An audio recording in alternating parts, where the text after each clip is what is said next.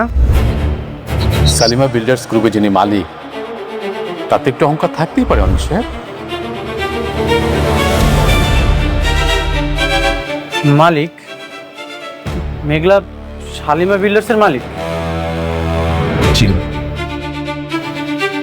কিন্তু মেঘলা তো গরিব, বস্তিতে। ওনারা হচ্ছেন ম্যাডামের পালিত বাবা মা। ম্যাডামের আসল পরিচয় হচ্ছে তিনি এই বিশাল কোম্পানির মালিক।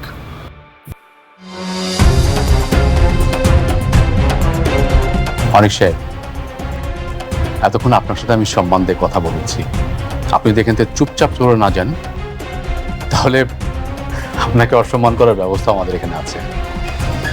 আপনি সত্যি বলছেন? আপনাকে মিথ্যা বলে আমার কি লাভ? অনিক সাহেব, আপনি কিন্তু যথেষ্ট সময় নষ্ট করেছেন, আসুন এখন প্লিজ।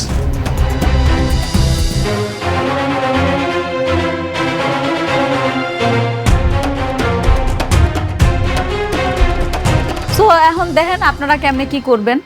আপনারা প্ল্যানিং করে আমার কাছে বাজেট নিয়ে আসেন, বাকিটা আমি দেখতেছি। ওকে ওকে, আপনি যেভাবে বলবেন আমরা সেভাবে কাজ চালিয়ে যাব। আচ্ছা, আপনাকে কি আর কোনো প্রশ্ন আছে? না না না, আপাতত নেই। আচ্ছা ঠিক আছে, তাহলে আজকে মিটিংটা আমরা এনে শেষ করি। কেন? আচ্ছা, থ্যাংক ইউ ম্যাডাম। আসসালামু আলাইকুম।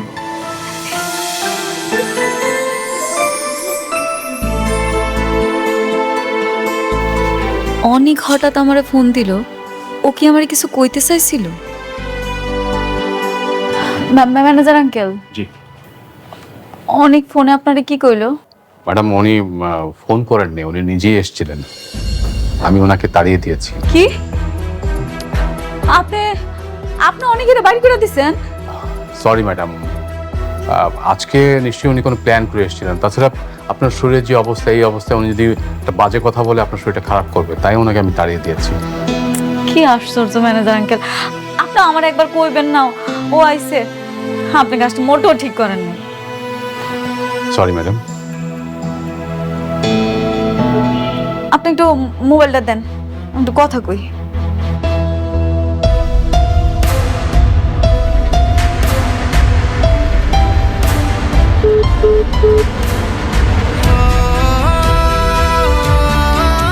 The number you have dialed is not available at the moment.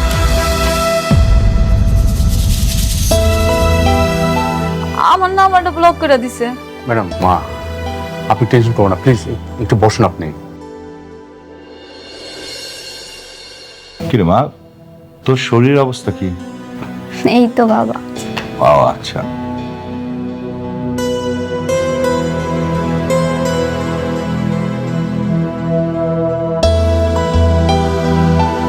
অনেক কাজ হলো না, মেঘলা আমাকে অপমান করে অফিস থেকে বের করে দিয়েছে। মেঘলা, তুমি মেঘলার অফিসে গিয়েছিলে? হ্যাঁ, আমি মেঘলার অফিসে গিয়েছিলাম।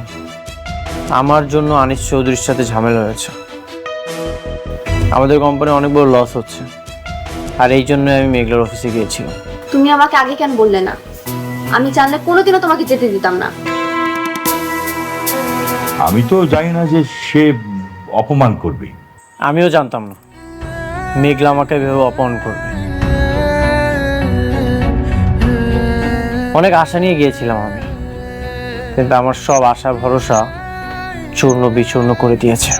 তুমি তার সন্তানকে অস্বীকার করেছ, তাই হয়তো সে তোমাকে সহ্য করতে পারে না।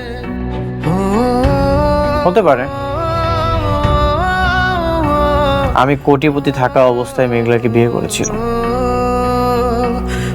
আর আজ মেঘলা কোটিপতি হয়ে আমাকে ভুলে গেল। কোটিপতি?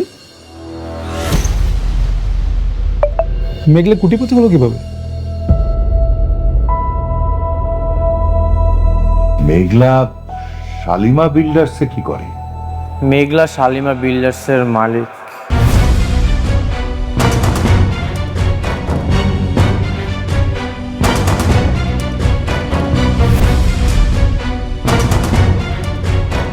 কি বলো? আমিও জানতাম না, আজই জানতে পারলাম। মেঘলার যে বাবা মা সেটা হচ্ছে পালিত বাবা মা। মেঘলা অনেক কোটিপতির মেয়ে। হোক সে কোটিপতি, তাই বলে তোমাকে অপমান করবে? তোমার সম্মান রক্ষা করার জন্য আমি তাদের সাথে ঝামেলা করেছি, তোমাকে এক বিন্দু পরিমাণ অপমানিত হতে দেইনি। আর তুমি আজ নিজে নিজে গিয়ে অপমানিত হয়ে আসলে। আচ্ছা ঠিক আছে, যাবার হয়েছে, এখন এসব নিয়ে চিন্তা করে কোনো লাভ নেই মা। আমাদেরকে একটা নতুন কোনো পথ খুঁজে বের করতে হবে। তুমি কি করবে আমি জানি না বাবা।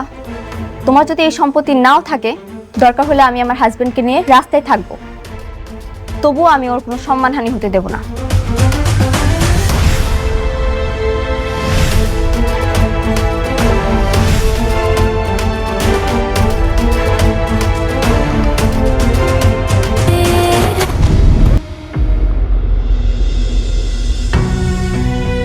আব্বা, আজকে অনেকে আমার অফিসে আইছিল, কিন্তু কেন আইছিল সেটা জানি না। কেন, তোর সাথে কথা কয় নাই? না, আমি তো দেখা করতে পারিনি। এমনি এমনি তো আর আইবো না, কোনো না কোনো কাজে আইছে। কি কারণে আইছে কে জানে। তুই একটু ফোন দিয়ে কথা কইতি, তোর পেটে ওর সন্তান, সম্পর্কটা তো রাখা লাগবো। কেমনে ফোন দিমু কো আম্মা? আমার তো ব্লক মেরে রাখছে, ফোন যে দিমু এটার কোনো উপায় আছে? মারে একটা কাজ কর, ওই যে অনেকের সাথে যে পোলাটা কাম করে না, ওর সাথে একটু কথা কো। আমার মনে হয় যে ও একটা ব্যবস্থা করে দিতে পারে। আব্বা, তুমি ঠিকই কইছো। অনেকে মনে আমার লগে রাগ করছে, ওনার লগে কথা কইতে হইব। একটা না একটা ব্যবস্থা তো করণই লাগবে।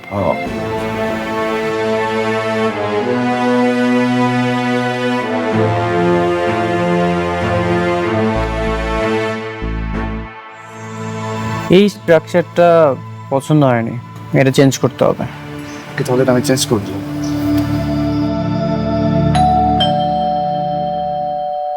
দেখো তো কে এসেছে।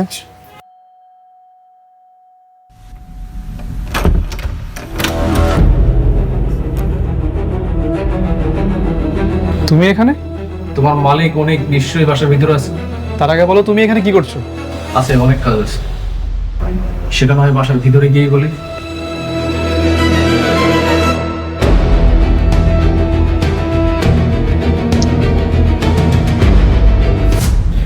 বন্ধু, কি খবর?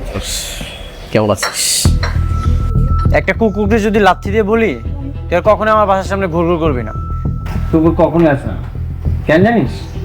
কারণ কুকুরে আত্মসম্মান আছে। তোকে আমি এতবার ঘাট ধাক্কাতে আমার বাসা থেকে বের করে দিয়েছি, তারপরে তুই চলে এসেছিস। তোর কি কোনো আত্মসম্মান নেই? কি বলিস? তুই তো আমার বন্ধু। বন্ধুর কাছে বন্ধুর আবার কিসের আত্মসম্মান? দেখ, বন্ধু রাগ করবে, দুইটা কথা বলবে, এটা খুবই নর্মাল। এই তোর আমি কিসের বন্ধু? কিসের বন্ধু আমি তোর? তোর মতো বন্ধু পৃথিবী যেন কারো না হয়। বন্ধু তাকেই বলে যে বন্ধু সবসময় বিপদ আপদে পাশে থাকে। আর তুই আমার কেমন বন্ধু জানিস? তুই আমার কাঁধে হাত রেখে আমার সাথে বেইমানি করেছিস। এমন বন্ধু পৃথিবীর কারো না হবে। কেন হবে না? আমার মতো বন্ধু না থাকলে তোকে অ্যাওয়ার্ড দিবে কে? অ্যাওয়ার্ড? কিসের অ্যাওয়ার্ড?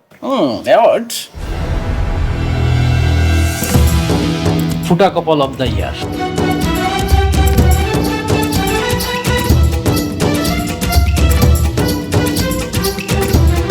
আমি না আমার জীবনেও তোর মতো ফুটা কপাল আর কাউকে দেখি নাই।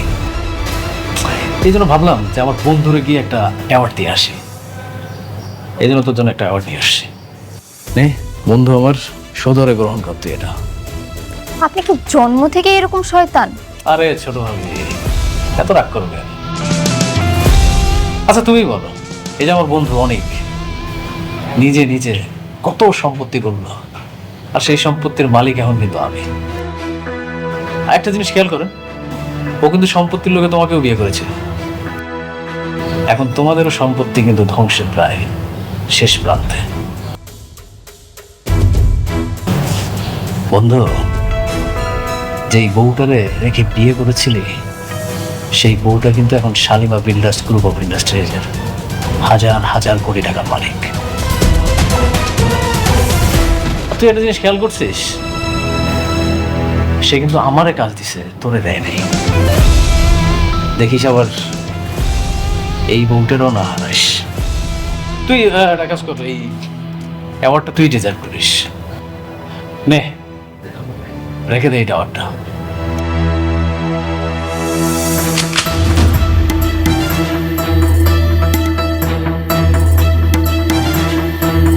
অনেক ধৈর্য ধরেছি, আর একটা যদি কথা বলিস এক টিগারে তোর দম বন্ধ করে দিব।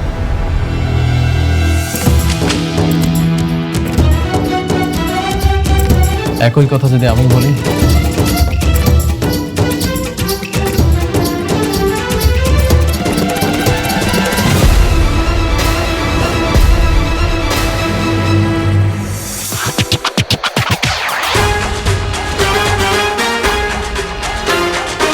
আরে গদ্দার, ও friend, I am just kidding. আমি জাস্ট মজা করলাম। তুই আমার বন্ধু না, আমি তোকে মারবো? বন্ধু হয়ে বন্ধুকে মারতে পারি? শোন, তুই আমার মাথায় কেন মারবি? তুই আমার মুখে মার। তোর পাপ অনেক বেড়ে গেছে। আমি চাইলেই তোকে এখন মেরে ফেলতে পারতাম, কিন্তু না, তোকে আমি এখন মারবো। তোকে যদি একবারই মেরে ফেলি তাহলে তোর মজাটা থাকলো না। তোকে আমি তিলে তিলে মারবো, আর এমন ভাবে মারবো তুই মৃত্যুর জন্য ছটফট করবি। আর তুই আমার কাছে এসে বলবি, অনেক বন্ধু বন্ধু তুই আমাকে মেরে ফেল, আমি বাঁচতে চাই না, তুই আমাকে মেরে ফেল, তুই আমাকে মেরে ফেল।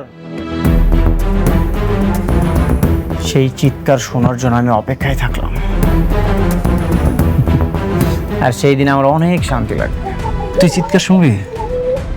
বন্ধু তুই আমাকে এক্ষুনি মার প্লিজ, আমার অনেক কষ্ট হচ্ছে রে, আমার অনেক কষ্ট হইতেছে, তুই আমাকে মেরে ফেল।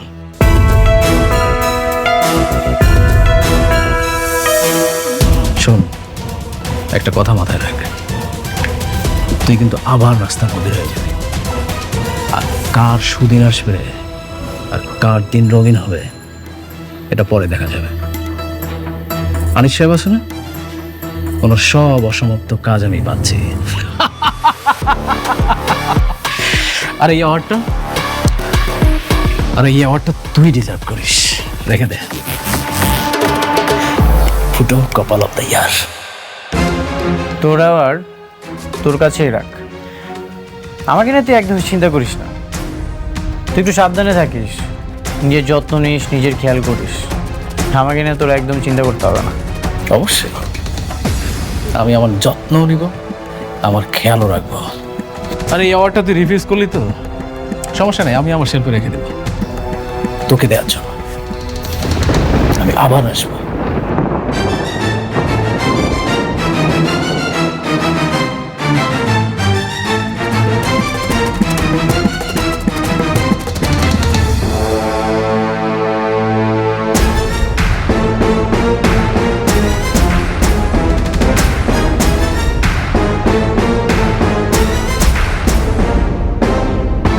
এরকম একটা জঘন্য মানুষ তোমার বন্ধু ছিল, ভাবতে আমার লজ্জা করছে।